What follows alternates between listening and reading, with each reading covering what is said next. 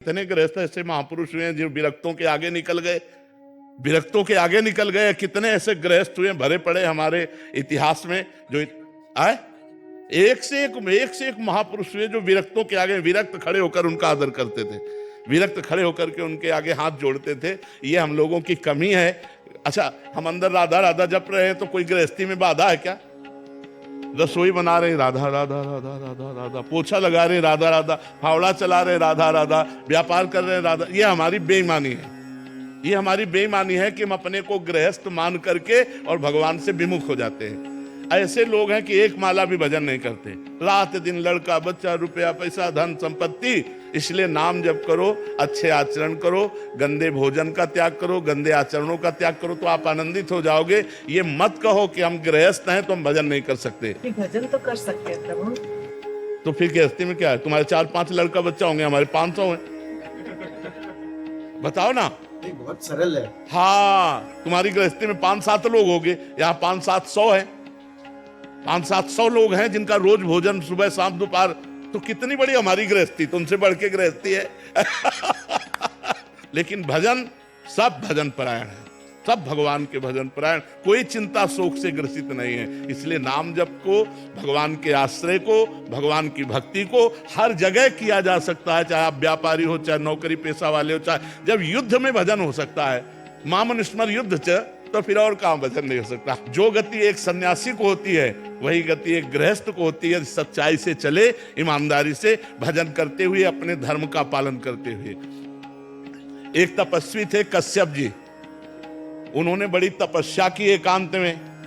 तो एक दिन वो ऐसे बैठे हुए थे तो एक बगुली वृक्ष को, ये महाभारत की कथा है, ग्रंथ की लिखित, भगवान व्यास देव जी के द्वारा ग्रंथ है।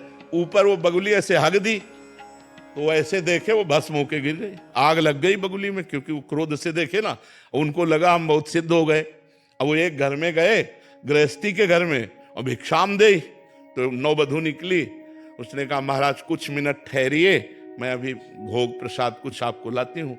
इधर से वो गई तो दूसरे दरवाजे से उसका पति आ गया, और वो पातिव्रत धर्म का पालन करने वाली देवी थी।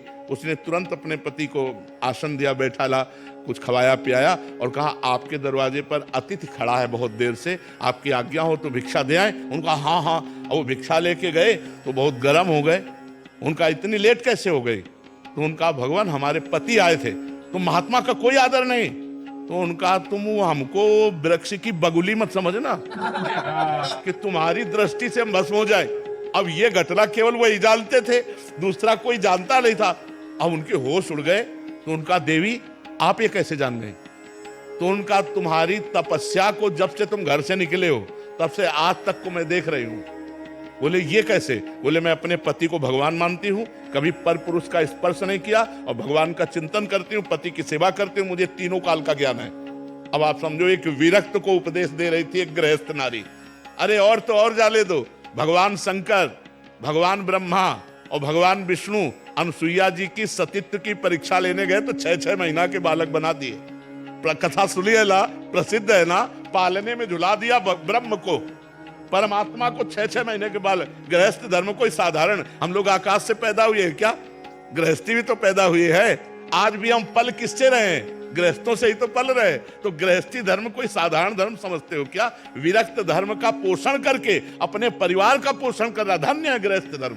लेकिन गृहस्थी में पापाचरण छोड़ो, भगवान का नाम जप करो, धर्म से चलो, तो गृहस्थी धन्य हो जाए। अब शराब पियो, मांस खाओ, पराई स्त्री से व्यभिचार करो, गंदी गंदी बातें करो, तब तो नरक का रास्ता है, चाहे कोई भी हो, गृहस्थ हो चाहे विरक्त। अपने अपने धर्म से चलो तो हम सब पहुंचेंगे एक ही पिता के घर।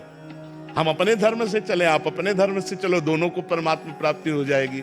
इसलिए ये बात कह के कि हम गृहस्थ हैं, भगवत प्राप्ति हमारे लिए दुर्लभ, ऐसी बात नहीं, सबके लिए सुलभ है। भगवान का चिंतन करो, धर्म से चलो।